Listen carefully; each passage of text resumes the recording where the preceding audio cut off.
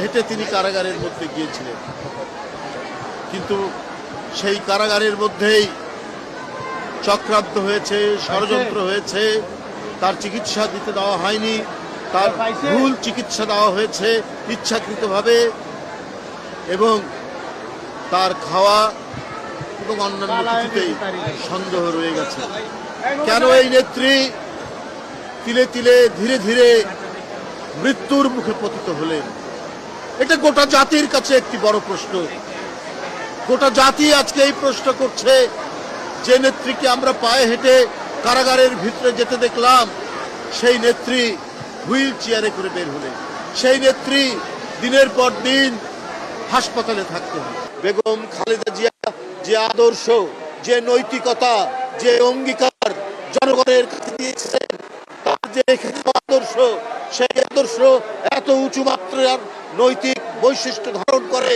আমরা সেই পথ ধরে, তার দেখানো পথ ধরেই আমরা এগিয়ে যাব।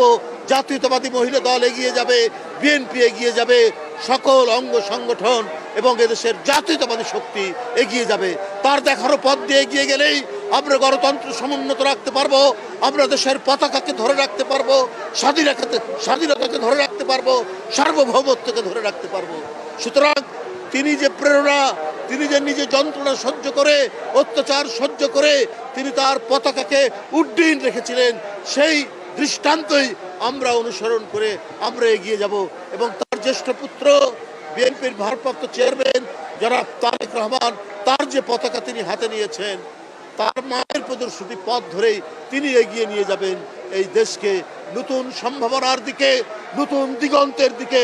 আমরা সেই দিগন্তের দিকে এগিয়ে যাব, যার জন্য প্রায় 40-45 বছর, 46 বছর লড়াই করে গেছেন, নিরন্তর লড়াই করে গেছেন, নিরন্তর সংগ্রাম করে গেছেন বেগম খালেদা জিয়া।